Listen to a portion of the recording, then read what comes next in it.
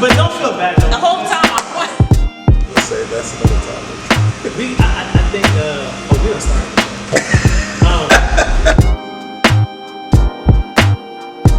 The link below, do you see it? Why are you watching me still? You haven't clicked the link yet. Click it. Click it. Click the link right now. Yeah, the camera, the lights, it adds other things to your face that you just didn't know. Really? I'm just saying, like, So it's you've like seen it. It's like doing it right now. Yeah. I don't know. You don't watch your videos? I do, but To analyze yourself. Yeah, I You don't. watch them. I watch them with a different eye because I'm like editing. So you're not even paying attention to what you look like. Sometimes I don't even shave my face. It's all Like just low key. I just be so Childish Gambino. That's my spirit animal. Okay, I can see that. I get that vibe. Yeah? Now that you said that, you know what? I think, that makes sense now. Yeah, I like him. Yeah. I'm a fan of his music. He's about to be in a new thing. Him and the lady from Fleabag. They're gonna be in a new show coming out in 2022, I think. About it's a spin-off of Mr. and Mrs. Smith, and he's gonna be Mr. Smith. Really? Yeah. It's Watching gonna be like a television show. Of course. Watching it. Have to. Watching it. I feel bad. I don't even know about it. And I think it was on Good Morning America. I'm like that. I like that kind of stuff. So like I just, No judgment. most people don't really watch Good Morning America. Now, I mean, I probably should pay more attention to stuff like that, being what I do. But I watched Joe Budden pull up. The podcasting? No, so he has the podcast, Joe Budden podcast, but he did this thing called the pull up, and like that I literally bit all of this off of. Oh, okay. But he did this thing called the pull up, and it was really dope. I love the conversations. I love the way it was staged. Everything. I just like the way it was set up. He doesn't do them anymore. So he probably did them for a reason, and they probably served their purpose. You know? And he just didn't continue doing them. I haven't seen any new ones yet, but that's the type of stuff I watch. Okay. I watch that too. So I watch a lot of podcasts. a lot of podcasts. Yeah, like you should do, especially with your blogging background. yeah. You don't feel like talking? I do, but I don't. Like, it's weird because I just moved back to this area, so I don't really know. Like, the resources that I could pull in Tallahassee would be like, okay, I got this, got that. I mean, now that I know you guys, I'm like, you know what? Hey, I need a videotape, But not really being in that space anymore. I'm kind of like on the back end of the space. So it's a little bit different, although I know that I have to be back in the light. This is a indication that I have to. Because it's just like, when things are just like random, like this to me, like I don't think things are random. I think things are very much aligned. Right. And you have to also listen to what the things are telling you, right? Like, understand the alignment and what is it telling you. So for you to reach out to me and for us to be doing this like whole production situation, I'm like, okay, Jesus. All right. You came from it. Your personality says that you're comfortable and you're good at it, you're confident at it. It's a facade. Well, it is for me too, but don't tell me. I know, like don't. You're definitely introverted. 100%. Yeah. Like, I don't really like people. Yeah. I'm just kidding. No, I do like people, but like, people drain me. Yeah. I think the phrase I don't like, because I used to say that a lot too. Yeah. And I meant it when I said it. Yeah, I did mean but it. I think, I'm but sure I you don't. did, but true, because when you say I don't like people, you know what that means. Yeah, and it doesn't and I know come what off it well. means. No, because I know what you mean by it, because I've used that same line. I love people, Right. 100%. Right. And I love love. Right. And so, but the interaction with people, takes something out of me that is unexplainable. Like when I used to be on it, like networking event after video shoot after photo shoot every weekend, I would literally be in the bed for like 3 days. After.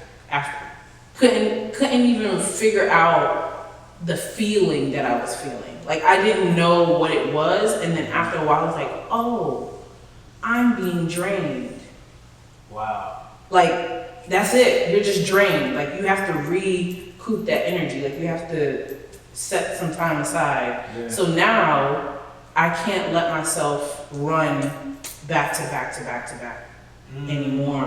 Well, I mean now you don't even see people, but like before this, I was like, okay, pace yourself, because after a while you're gonna have to take time out and not be available, right? So yeah, I get it. Before you have to take that time, before you have to take so much time off. Yeah. So like, two things came to mind when you said that. The first one was, I understand why Scripture says that Jesus went away to pray. It kind of put a whole new meaning. It kind of gives a whole new meaning to that, because you've read it in Scripture, and when you read it in Scripture, and when the pastor's preaching, it's like, oh, Jesus left to go pray. Okay. But when you start getting to the emotional side of it, the mental strain side of it, you know, I guess the mental health side of it, you look at it in a different way, because it's like, yeah, he left the crowd because like that was a pull on his energy. That was a pull on his, you know, on his soul. So like, you kind of gotta separate. You need that time, woosah, and he used that time to pray. I get it. He feel spiritually, but it kind of takes a whole new meaning just sitting here talking to you about it. Yeah. So I guess talk a little bit about, was your anxiety bad? Let's talk about anxiety. I mean, I naturally get anxious, right? Like, I think that's normal. Yeah, everybody. Everybody gets anxious. Like coming here today, I was anxious. Like I was like, oh, what's that happened? Did you like want to get here? You was like, let me hurry and get there? Was it like that type of anxious? No. Oh, see. It was like that. Mine is the opposite. Mine is like, let me take my time, because you don't even know. You know? But also, there's also my anxiousness that comes with, and the word is leaving my mind, but it's when you feel like you don't belong. Like, or you feel like imposter syndrome. That's what I'm looking for. I think my anxiety is more imposter syndrome than anything else, because I always feel like, well, why me? Like, why am I doing this? Like, do you even know what you're talking about? Like, what are you doing? Like, seriously. And I have to talk to myself like, girl, you are a boss for real. Like, you're a legit a boss. Yeah. Like, not like in the facade, like, girl boss. Like, no, I'm a real boss. Like, I tell people what to do. So, like, I have to kind of come into my mind and be like, look, girl, like, we ain't gonna do that today. Yeah, not today. Because then when I get there, I'm comfortable. Yeah. But before I get there, or before I go on, or before I do whatever, I'm just like, you're not the one. Wow. It's weird. It's very weird. And I'm pretty sure other people feel that way too. Oh, yeah. But that's my anxiety. That's the anxiousness that I always feel. Mine is different, because mine is, okay, I want to get there, I want to get involved. Like I'm anxious to what it's gonna be like so much that I'm like, let's get there and let's get in the mix of it. Like, that's so interesting. It is interesting, because fear, I think my mind plays tricks on me to get me to do things, in a sense of I'll be nervous or scared to do something, but I'm so afraid that I'm like, let's just face it and get it over with. You know, like, let's do it. I'll handle it whatever comes, I will handle it when I get there. I will deal with it when I get there. Interesting. Let's just hurry up and get there, because it's taking too long. And I'm ready to start this, but I'm ready to start it because I'm ready to be done with it.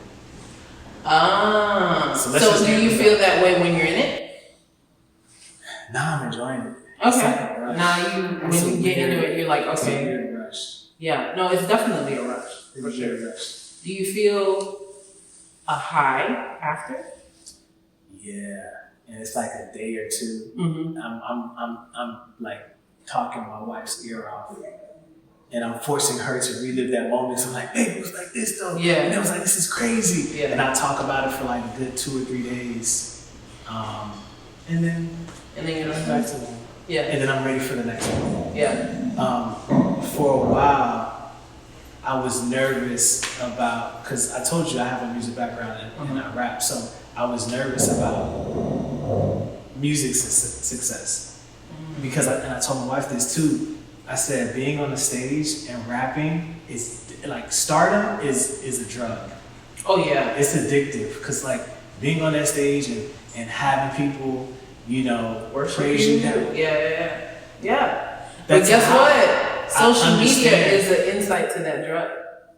Like social media, when you see that like, that's like, ooh, you mean to tell me they like me? Like, you know, that's like kind of like a mediocre level, but it's like the same kind of rush, the same kind of high. See, my high, like the social media likes, because the thing about social media, and it's a powerful tool, I like it, but social media fame to me doesn't mean too much, because I'm like, yeah, it's a lot of likes, a lot of views, but where's the monetary? Where's the money from it? Where's the connection from it? Where's the hey? Okay. Give me 5 likes and about 10 grand. I'm straight. Versus 1,000 likes and ain't no monetary come from it. You know what I'm saying? But I appreciate the likes. I appreciate like this video. I appreciate the likes. Yeah, like the video. Period. But yeah, no, I totally get that. But that was my idea of social media when I first got on like Instagram, right? I was like, oh, Instagram. Yeah, like when Instagram first came out, right? Yeah. Which is like telling my age. However, because it's been a while. It's been a while since. Has it been a while? I mean, it's been at least 10 years, I think. I jumped on late then. I jumped on pretty early. I was on that thing. But like when I first got onto social media, I was like, okay, this is cute. This is fun. Oh, like I like the likes. This is a good time. Yeah. But I'm not getting paid to be on here. Like, why am I on here? Like that's literally my thought. Like every time I would go on social media, I'm like, I'm not being paid to be on here and I'm wasting my time on this platform. What can I do to make money from this? Ooh. And that's how I started my blog. That's where you went? That's how I started. So like, that speaks a lot to like your makeup. Because you was like, how can I leverage this into something? So what was you doing before that then? Were you always thinking like, I need to be a boss? I did always think that I wanted to be a boss because I was raised by a boss. My mother, I was raised in Brooklyn, New York. Okay. My mother owned a hair salon for all the time that I lived in New York. Wow. Well, I mean, other than me being like a toddler, Yeah. which is like, yeah, you get it, but not really. But like a teenager, like we left when I was 13, 14. So I can remember I would always be at her salon, seeing her be the boss. Right. Didn't know that was influencing me, but once I got into like thinking for myself and like really trying to figure out, I always had this goal of like, I need to own something, I need to be the boss of something. Because I went to school for health, like all of my degrees are in health. Like my undergrad, I have a bachelor's in health science and I have a master's in public health. A master's? Yeah. Wow. So, but initially I was going to physical therapy school. So my thought was go to physical therapy school, graduate, open up a physical therapy clinic. Okay, so I was wondering where the correlation to that was where I was going with. Okay. That didn't work out. Yeah. Right? So then, boom, moved to getting my master's. And my master's was like plan B, right? Really plan C, almost. And I was in it because I was good at it. Wow. Like I'm a good student. I can read, comprehend, take a test, make an A, and move on. Oh wow. Right? So like I've always been a very good student. Yeah. So that program was pretty straightforward to me. Read, comprehend, take the test, okay, next course, read, comprehend. And then I was just doing what I needed to do. And then by the time I got to the end, I was like, wait a minute, do I even like this? Like, do I really want to even be here? Yeah, so that's how that happened. So I started my blog when I was in grad school. Wow. And I was gonna quit grad school because I figured it out. Like I figured out, oh, this is what I want to do. This media, this marketing, this content creation, this stuff. This is it. This is what I wanted to do. It didn't help that I took a marketing course within my. So I told you my master's is in public health. So we had to take a risk communication course. So risk communication is basically like how the public receives information about things that are going on in the world, right? Risk communication. Wow. So for instance, any communication that you get about coronavirus is risk communication, right? They don't tell you off rip everything that's going on. They tell you pieces, right? Yeah. And if you go to the CDC website, it's like a marketing website because it tells you like, don't laugh, wear your mask or something, whatever the slogan is. Like there's always a slogan behind what to do with health in the public, like even with AIDS, even with, there's always a campaign, right? Wow. So even with the red truck, like giving blood, risk communication, all that. So didn't know that. When I tell you it blew my mind, I was like, what? Everything's being marketed. Everything we're being marketed to at every angle. Wow. And so that triggered me. I was like, oh, I love marketing. Yeah. And I didn't know until that course and until I started that blog. Wow. No. You had a job.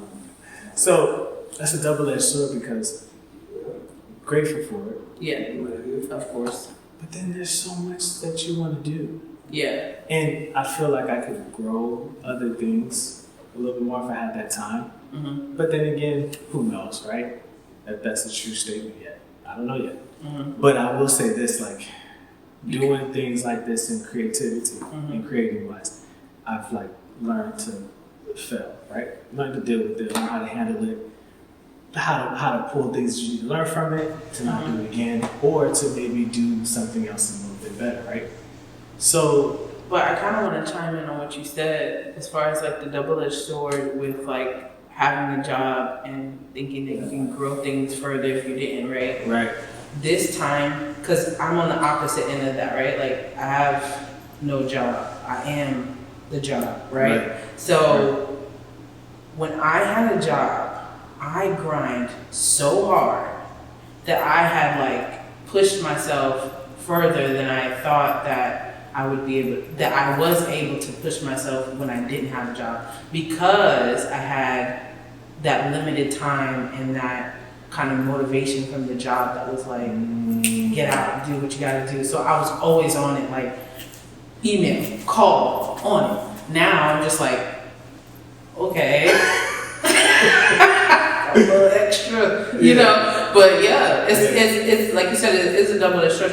I mean, obviously you have more time because now you're outside of it, you know, you focus on that 100%. But also that motivation that you have because of that job, oh, that's next level. Like I wish I could still have that motivation. Ooh, yeah, that's why, and that's the reason why I said it is kind of double-edged, because it's like, I guess, you know, because when you're not working a job, you kind of like taking that time away from the job, you allocate it a little bit more differently, with a little bit more intent, because it's like, you want to go.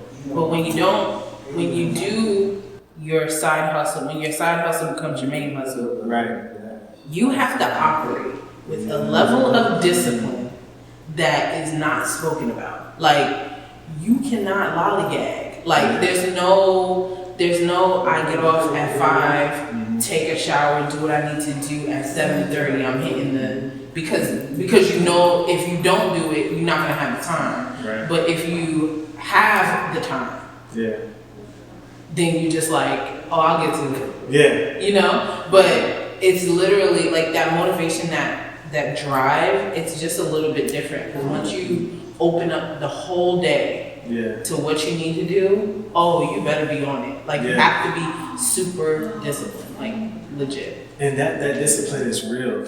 I can imagine, like, it would be real. Like, you can't play and be this. You can't play discipline. Like, you gotta really be disciplined. You have to really be disciplined. Like, there's a saying that's like, entrepreneurship is really personal development.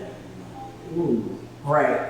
Because if you, the entrepreneur, if you don't have your life together, your business is going to be trash. Oh, wow. And it's going to reflect. Like, there's no way that it won't.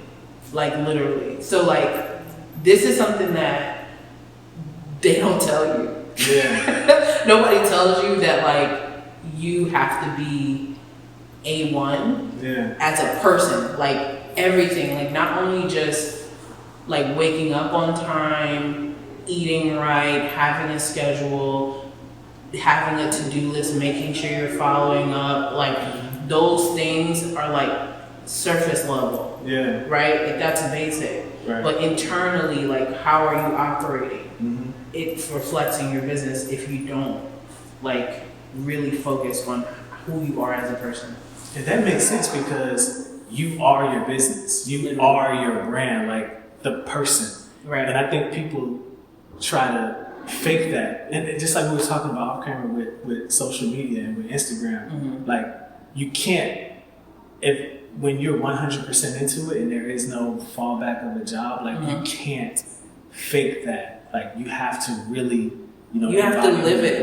It's literally a life. Like, off camera, you ask me, like, oh, do you have an off day? Like, where your off day is? And I'm like, off days? Yeah. Like, that's cute. Like, that sounds great. And I have off days. I mean, you just have to schedule them out. But when you are an entrepreneur, you are on, like, all the time. And that's honestly something that I kind of, like, look at people who have a 9 to 5. Like, when you're done with your 9 to 5, don't call me, don't text me, like, I'm good, like, it's been real, it's the weekend. You know what I mean? Like, I'm not available. But when you're an entrepreneur, if your client calls on a Saturday morning, like, it's an emergency, you gotta hop to it. You gotta do it. You can't be like, sorry, but it's the weekend. Like, that's not an option. So it's the same thing, but also the weekend provides you the opportunity to maybe not have the client calls, not have the client meetings, so you can focus on something else. So then you can't really, like, take the weekends off. I mean, you can take probably, like, Sunday. I usually take Sundays off. But, like, you have to constantly be developing and growing. So it's a constant cycle when you're in, like, entrepreneurship. And I can only imagine that. And so getting back to the failure with it, right? I made some mistakes at the job, right? I had some issues at the job, right, where I experienced failure. And this is totally could just be me thinking. It's just totally me thinking. No one made me feel this way, but it was just something I was thinking, right? I was like, it's crazy because this is a serious, it was serious. It's not even crazy, but, like, I felt like, okay, yeah, I did make a mistake, fine. And me, when they were telling me my mistake, I was like, dang, owned up to it, I did this, boom, boom, boom. And I was straight, I moved on. And I was like, it was easier for me to move on, but I'm pretty sure other people probably didn't. They felt some type of way. Yeah, because I'm like, for me, I've kind of, like, developed this thing with failure. It's just like, okay, I failed, get better, keep moving. That's not the case for a lot of people. No. Especially at a 9 to 5, because your job becomes, like, for a lot of people, that 9 to 5, that job is everything. That's it. Everything is there. Their emotions, their affections, everything is there. And me, I could be emotionally detached from a lot of things because I'm like, well, I'm over here. Yeah, I still got this over here, so I don't really worry.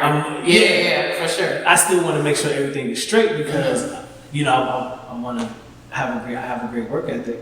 But it's like, for a lot of people, that's everything. And so I had to be a little better when it came to that because I'm like, well, okay, mistakes, it's gonna happen again. Like, but you can't do that. Right. You kind of gotta be like, okay, own up to it, listen, do all that. Okay, how we gonna make it a little better next time? But that's how I knew I had to quit my job. Because you was like, I didn't care. I didn't care. Like, write me up. Okay, let's another go. write up. Yeah. Whatever. Like, I was over it. it. Like, okay, and like, because when I realized that, and this all kind of like came full circle for me, because when I realized within my master's, when we did our clinicals, that like a state job was it for some people.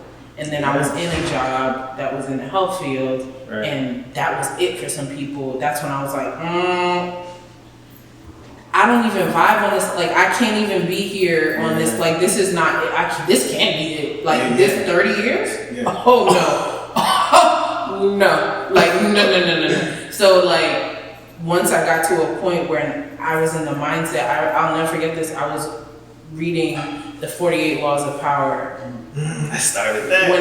First of all, it's like a Bible size. Like, I didn't finish it. I was reading. I was like taking notes on it. I was like skimming it, referencing it. Yeah. And I was writing down the laws of power. And in my mind, I was like, I'm about to be a boss. Like, let me figure out how to be powerful, right?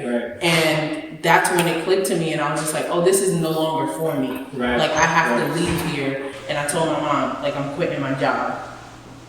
And she was just like, no, why? And she didn't believe me for a very long time.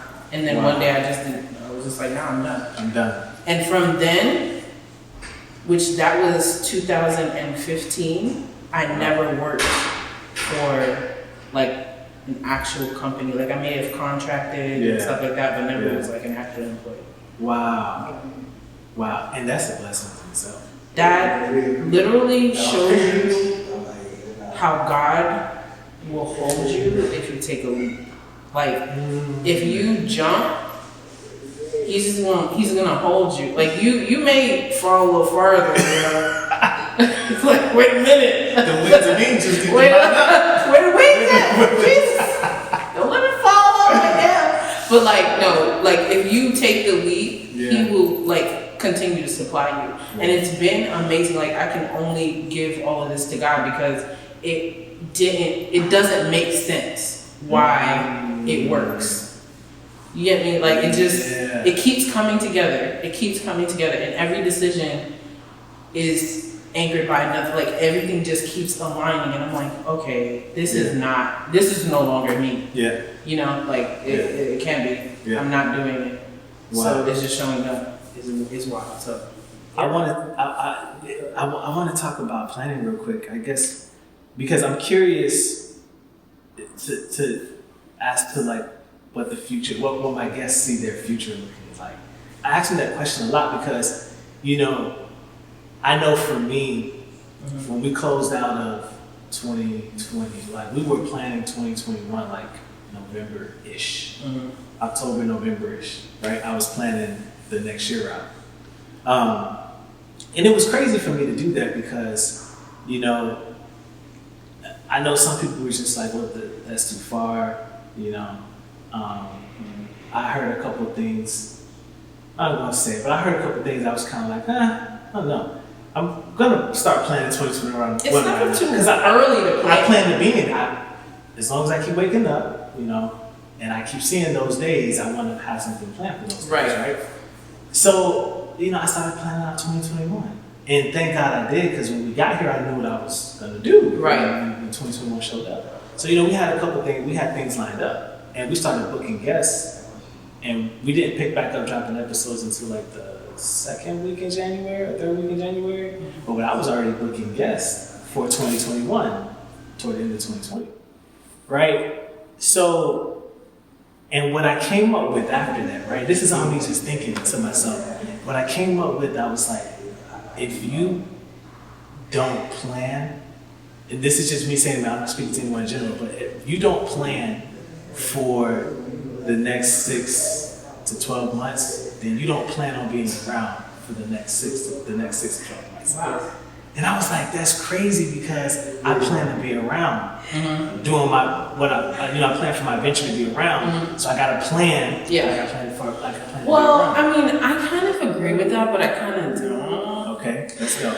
Because, okay, so here's my idea, right? My plans are long term, right? I see myself as a mogul, as a millionaire. Like that's long-term goals, right? So like in the short term, I have to think about, okay, well, what's gonna get me there, right? But I can't focus on goals past like 3 or 4 months. Really? Because it gets overwhelming. So if I'm thinking like a year in advance, I'm not gonna really do that thing. I'm gonna do the small things to get to that. Right. So I think in small quarters, like, so I think so if I'm planning, and this is something I recently developed because of like a course that I've been in, is developing in 3-month or quarter stages, right? Like, so every quarter plan for the next quarter, and then plan. I plan on being here for the next year or the next 2 years, 5 years, 10 years, right? But if I plan out 5 years today, I'm gonna be looking at that list like, that ain't happening. I can't. It doesn't seem obtainable. I want my goals to actually be something that I can celebrate. Right? Because boom, I got that. You know what I mean? So that's how. So that's why I say I agree with it. I look to the long term, right? So I look and I plan and I think about and I write down what I want to be, who I want to be, and where I want to be. But in terms of planning my goals, it's very short term. I guess it's like, so it goes into two stages for me. Like the way I plan is in 2 stages, right? The first stage is just like you were saying before, like, just different ideas of what you want to do. So a lot, like when I say planning, like for me, it's like this, like, this, like, I want to go and shoot a couple episodes in Texas, right? And this is the way I did it. I told my wife, I said, we're going to start 2021 out in Atlanta, right? Shooting episodes there. I didn't put anything to paper. I didn't make any phone calls. I didn't do anything like that. I was just like, this is what we're going to do. Like, we're going to do that. So as like, maybe like 3-4 month-ish came around, I started, and I think that's around the time where I reached out to you too, where I reached out to different people just to throw feelers out there, right? And then once I did that, then I started planning, okay, we're going to stay. We need this, that, and the third. And that's when I started putting it to the page. So that's how planning goes for me. Okay. So I think like it goes to like, you can't just move it, especially with what this is. I can't just book like the week before, 2 weeks before. I guess it is different because you're planning content. Content is a little bit different. You do have to plan in advance. You're not in that sense. You're right, and I'm thinking life goals rather than like everyday content goals. Right. Like you do have to plan in advance, especially because of the nature of what you're doing. People's schedules, booking, and you have to work with somebody else, and you have to make sure you have the space and all of that stuff. So yeah, totally. You definitely have to plan in advance for that. It moves a little differently, and that's why like, and what I want people to get out of this portion of the show right here is like what I said earlier, like and I had to learn this too. Like planning, you can't just think of something and say I want to make that happen. No, because you can think it, and the way you look at it, it looks easy. Oh yeah, you can imagine it just looks completely simple. It's just like, oh yeah, I'll just get up there and do that, and then life will show you, no, that's not how it works. No, like I work in digital marketing, so we have to plan things in the sense of like launching and like consistently showing up and things of that nature, because we can have an idea and the idea can be brilliant, but if you don't tell people about it, then it doesn't matter, right? Like if you are not in the consistent cycle of somebody else's mind, then your idea really didn't take an effect, and it could have been life-changing, it could have been the best idea in the world, but if you don't market it and you didn't plan to market it for the long term, like not just the week or 2 that you had the idea for, right? Like you have to plan in advance to reach the masses, right? So, yeah. So in digital marketing, like, so is your specialty digital marketing? Like, is that from every aspect? So, my specialty specifically, like Bianca, is social media. Oh, social media. Social media management, social media marketing. Okay, gotcha. Yeah. Your company? My company does everything. So we do website design, logo creation, social media management, social media strategy. Social media strategy is also one of my strong suits. Email marketing, anything that you can think of, like you would have a marketing department for, we will do. Like we can come in and be like, all right, we got you. And then you just do, like if you sell whatever this thing is. Whatever that thing is. If you sell ceramics, then you do that. Yeah. And that's the thing with being an entrepreneur.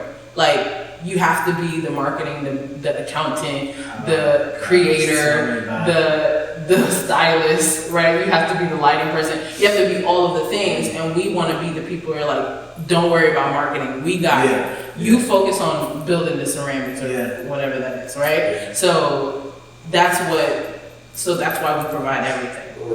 Because most people, as an entrepreneur, you're not going to be able to handle everything. Yeah. You'll be able to do social media because it's in your hand. You'll be able to maybe make a website. It's going to take you a while, but you'll be able to do it if you really sit down and like. But it's not the only thing you're doing. So then something is lacking because you're not the marketing person. You're the ceramics person. Right. So focus on that and let us do everything else. So that's why. And that's big because creating content, like that's ultimately what I just want to create the content. I was talking to someone the other day, and they were saying that like, YouTubers don't edit. What? They just create the content and then they send it to someone else. They send the footage out. Well, some do. Yes, and that's what I was like, some do. Yeah. And you have the budget for that. Yeah. Because right now, video is king. So like anything video related right now, that's it's gonna cost, man. Like and it's huge. I was gonna talk to you about creating content too. Like, do you create the content that you market? Yeah. Y'all create that too. Yeah, we do everything. So like, I think content creation is the best part of it. Like actually capturing and like editing and like graphics, like that's the fun part. Yeah. It's the strategy and the execution that's like, oh, okay, now how do we get people to like it? You know?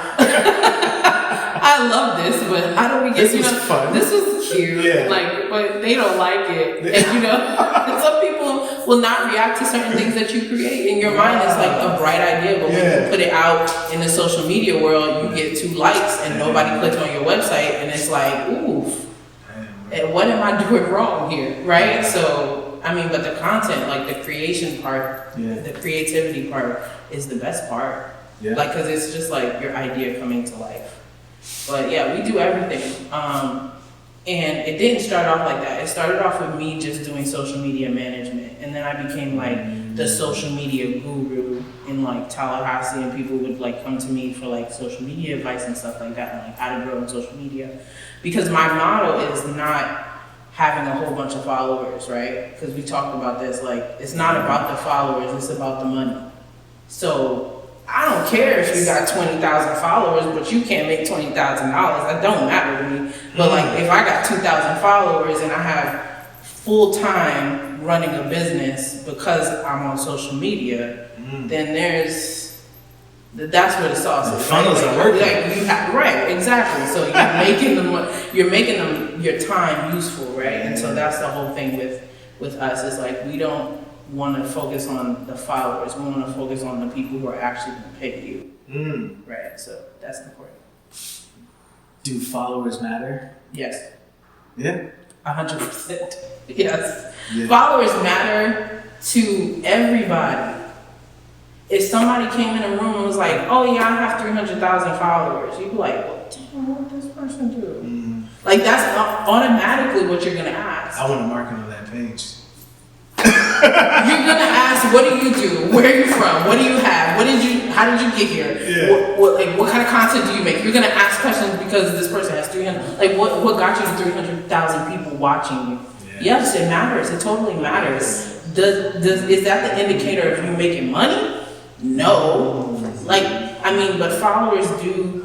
So it's a catch-22 because followers can make you money, right? Like the amount of followers on certain platforms, you can get a check because you have these many followers. Like YouTube, you get a certain amount of views, of people following you, subscribing to you, you get a check because YouTube's like, keep doing that, you know? Like, keep that. Keep people coming to my app. Here you go. You know what I mean? Because they're making way more money off the ads they're running on your video Then they paying you. Then they really paying you. That's why they can pay you, because they're making money off the ads, right? Right. So yes, you can make money if you have more followers, but like the long-term money, we're talking about like the company money, like the residuals. Like, are you making that from the followers? And if you can't make that, then what is your influence really? And I think that's the biggest thing is because the where we're at now is so influencer driven. Like more influencers are coming out, and see, this is the thing. But everybody's an influencer. Everybody is an influencer. I guess it's just the amount of people you're able to influence. Right. Because we're all influenced by somebody else. Yes. That's the nature of it. It's just like this key phrase. Yeah. Like, oh, I'm an influencer. Like, that's my job. Okay. Yeah. I mean, some get paid to influence it. Some just have influence. Like, it's not everybody. What amazes me is that, because we talked earlier and I said, you know, it was your quality that drew me to you in the first place. Like, you know, it was your quality. And I'm really transparent about that. I mean, we flock to what looks good. Yeah, for sure. Human nature. Yeah. You know?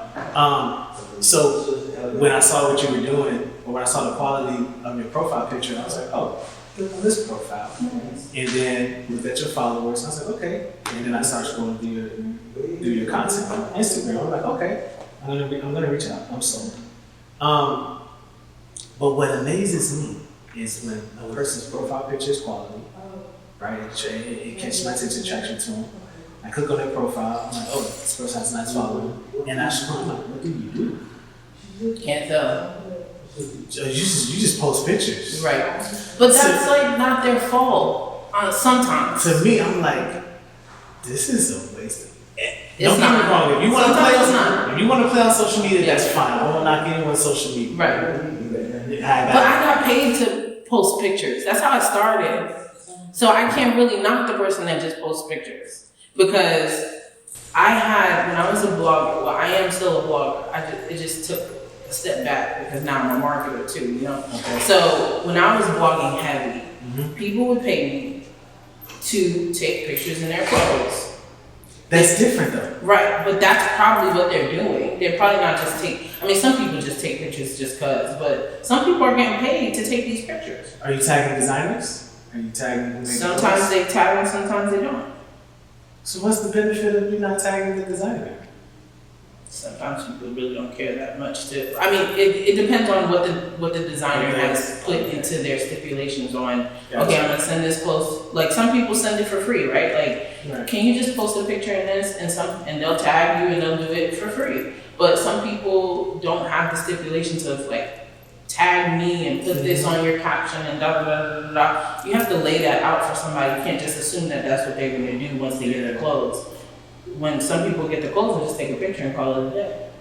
If they take a picture, some people won't. Some people just get the clothes.